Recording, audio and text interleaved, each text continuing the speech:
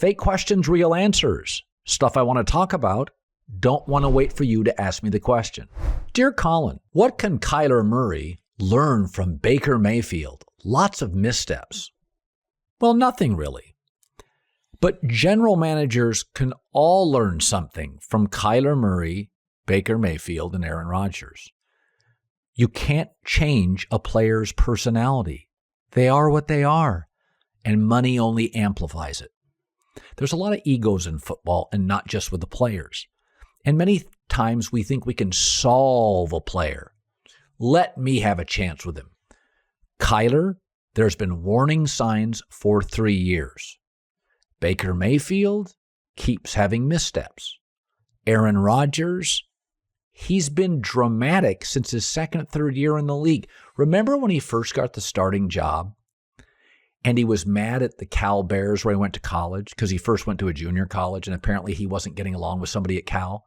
And on Monday Night Football, when they announce where you went to college, Aaron Rodgers said, Butte Community College.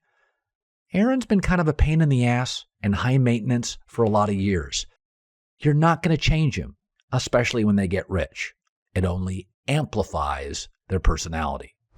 Dear Colin, Sean McVay's new contract will make him the second highest paid coach in the league. Do you think he deserves it? Yes, because he's not only a Super Bowl winning coach, he's not only a winning coach, he's an innovator, much like Belichick was, Sean Payton was. I'm never, ever bothered by high salaries if somebody is not only productive, but is creating new revenue streams, new ideas, and new businesses. I'll give you an example. Michael Rubin. He's the CEO of Fanatics, official merchandising store for Major League Baseball, NBA, NHL, NASCAR. So in the late 90s, when we didn't know what the heck to do with the internet, right? Nobody was selling anything online. And he created a company called GSI Commerce that helped other companies and older executives get into e-commerce. It was very risky at the time. I mean, you go back 30 years ago, there were not a lot of takers, right? Certainly no executives who knew at these massive companies what the online world was going to look like. It seemed risky. Well, in 2011, 11 years ago, he sold his company to eBay for $2.4 billion. He's an innovator.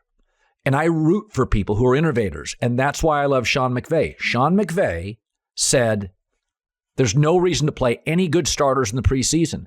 People balked. You won't be ready in September. He won his first 8 games. Now the league copies him. He was a big believer in being collaborative as a coach. It's a players' league, much like the NBA. Strong player leadership on teams, listening to players, much less hitting in practice. People rolled their eyes. Look at their defensive rankings. He moved off Jared Goff, basically unheard of in the NFL, moving off a Super Bowl quarterback heading into his prime. Unheard of. When you find a guy that not only wins at the highest level, but he is creating new cultures and ideas, pay him whatever the market bears. I think Michael Rubin, Sean McVay, both innovators in their universes. Dear Colin, we may not have baseball in April. What do you make of that? Well, if you own a baseball team, the worst month is actually April. Ever watched an April baseball game in a northern climate? It's raining. There's no fans. You have to pay all the bills in April. You have to turn the lights on at your stadium, pay all the employees, all your players. But it's your worst revenue month, especially for northern tier teams, Pittsburgh, New York, Seattle, Minnesota Twins, Cleveland, Chicago teams. So if you asked owners what's their favorite month, well, it's July, it's September. If you're a playoff team, it's October. Those are additional revenue games you didn't even plan, right? But of course, owners are going to push back early because they get rid of their costliest month, April. We'll get it figured out. There's too much money at stake. We'll get it figured out. But April, pretty predictable. The owners don't care if they lose those 15 to 20 games. Dear Colin, what's the dumbest thing you heard this week from Oklahoma Sooner fans? Great question. It's hard to choose, but here's the latest. Every year with Lincoln Riley, things got a little worse.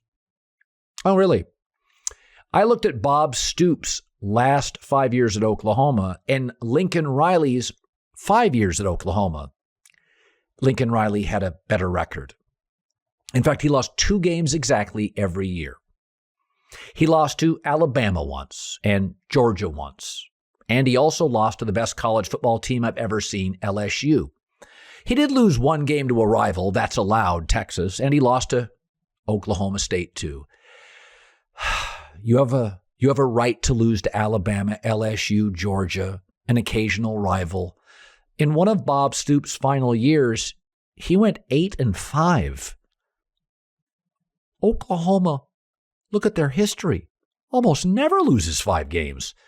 If you have to go to statistics to make arguments that Lincoln Riley is not a good coach, well, the Dallas Cowboys have offered him a job.